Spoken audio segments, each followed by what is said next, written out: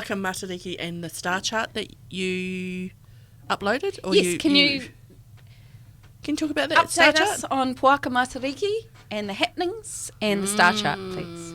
So over the last couple of years, I've been in communication with Alan Gilmore, who was That's who it was. the superintendent of the Mount John Observatory that University of Canterbury own in I want to go Tekapo. there.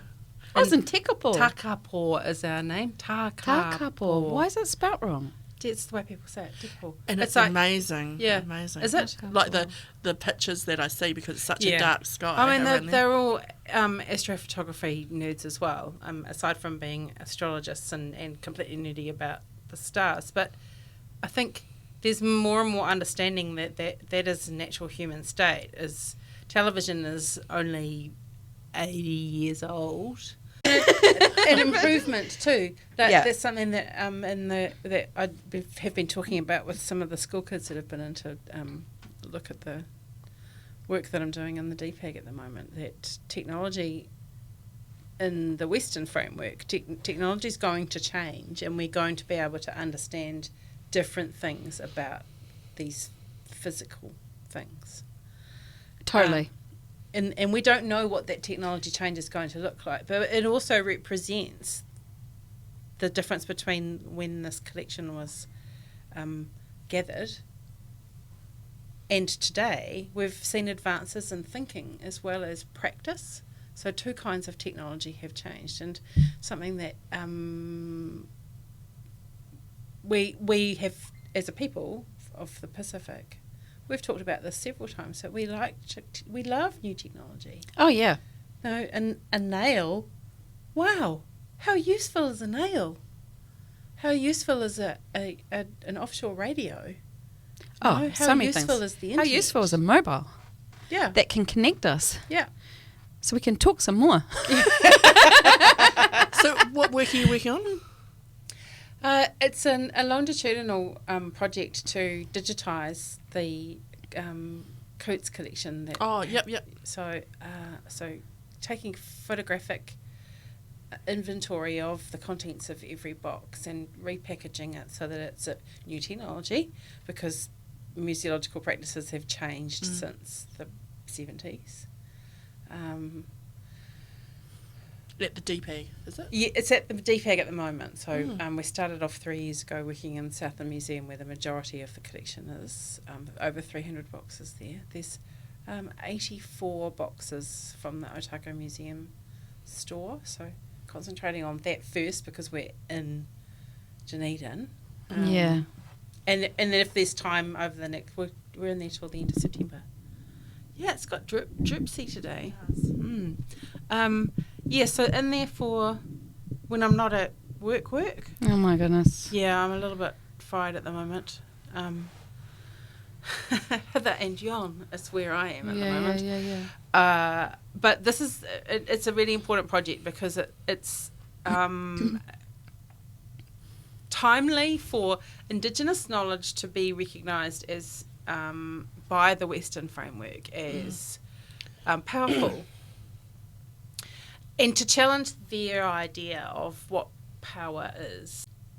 Yeah, all of these notions of who has the power and who has the right to describing are being challenged in this project, and there are academics and there are indigenous academics and there are artists and there are So how many archaeologists. people do you think? To date Yeah. involved in this project, including the people who took the collection in the first place? Oh, dozens and dozens. That's amazing, isn't it? Yeah. So the artist is Alex Monteith, and she's a senior lecturer at Elam at the In Auckland? at Oh.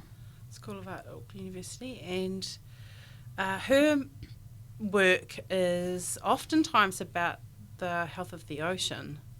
She's a champion surfer. What's her name again? Alex Monteith.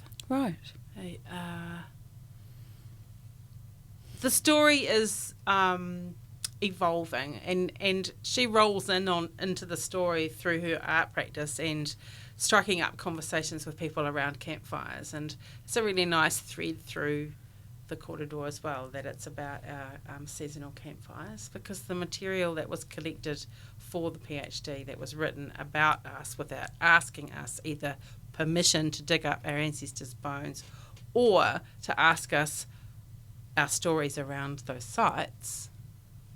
I mean, any academic would have alarm bells ringing. Really? Really? You didn't ask the people who are from there? But that was common practice.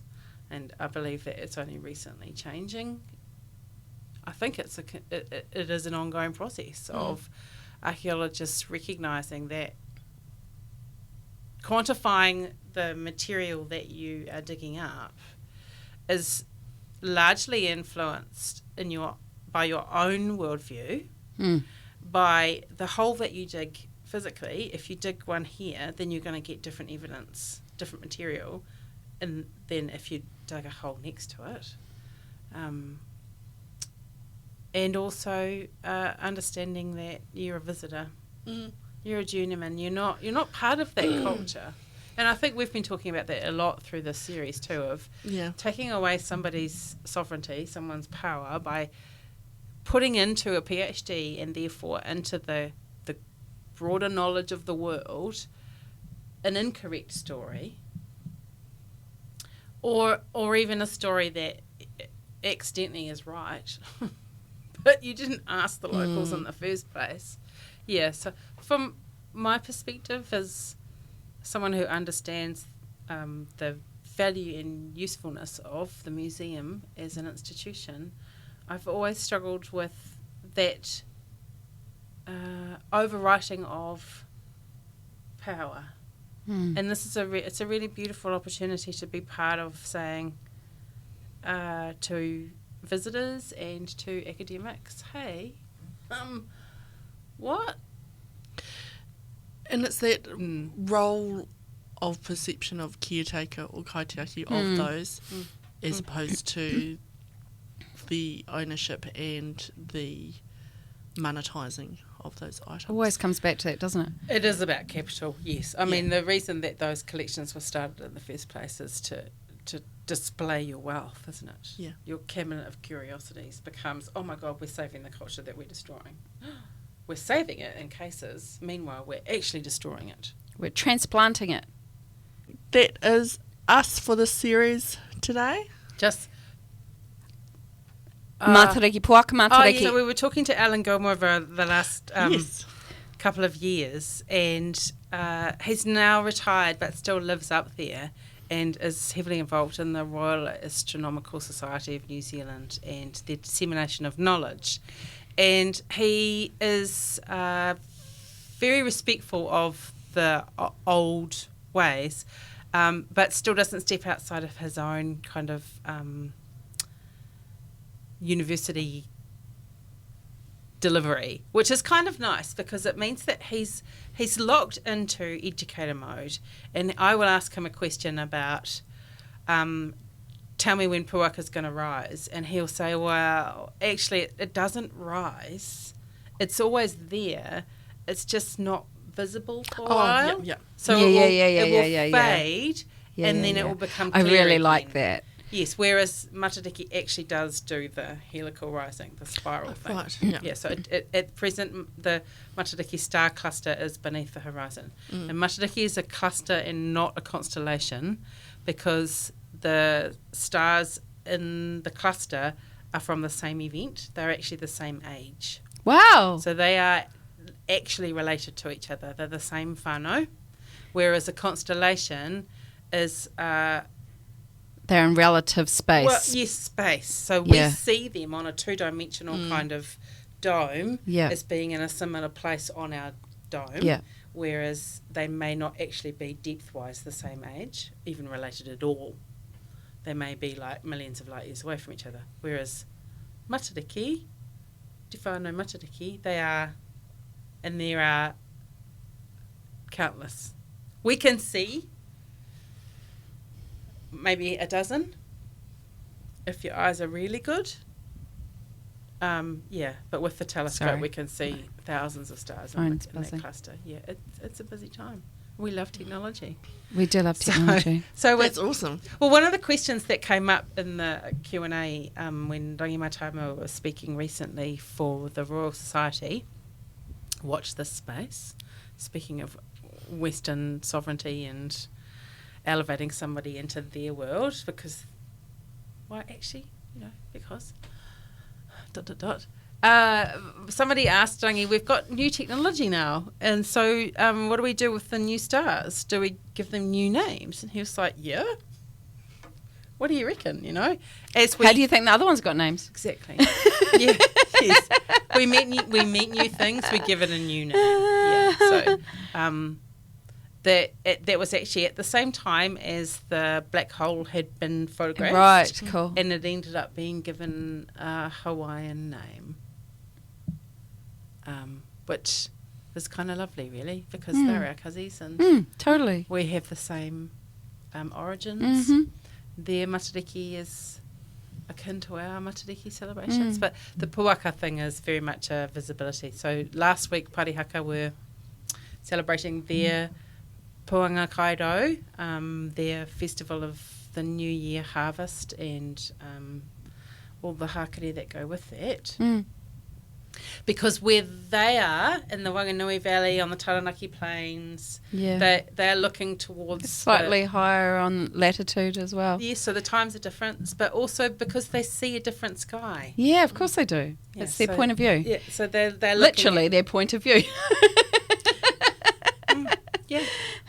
Yeah, so we've got the two traditions overlapping down here. Which is so lovely. Down here, I was just trying to, from memory, the celebrations start June 25. That's right, that is the... And go through to... We're stretching it out a little bit in Dunedin, as we usually do, into a 2-week festival. So Tuesday the 9th of July. Nice. That's so that everybody gets a chance to have a fair crack at an audience. So when this episode comes out, you'll still have a few days of celebration happening. So get out there in Ōtepoti and support. There's some great things the on. Low key, full on, everything in between, family friendly, adult only. There's all kinds of things to get involved in. Awesome. Yeah. Yeah, and it's all about whakawhanaukataka and waiwaka. Yeah, nice. That is the theme of our festival. Very nice. However that is delivered, celebrating Mātauraka Māori wherever it can. Yeah. Yeah, because we're cool, man. Yay. We've got lots of cool stuff in our heads and around us. So on that note... That's pretty cool to end, isn't it? We should do a wrap-up. So, ka kite anō. Next thanks season. for joining us on the series, our first series, the 125 exploration of suffrage. We should do a shout-out again to... The 125 Suffrage Community Fund. ORFM for supporting us with technology and their beautiful personalities and being wonderful whānau for us, Natives Be Woke program. And most importantly, all those people that participated in this series, so all our guests, all the galleries, peoples that shared their spaces, shared their knowledge, shared their love. And you, listener, viewer, commenter. So many likes. It's hilarious. Yeah. Until next time. Yeah. Hai kona. Keep cool till after school.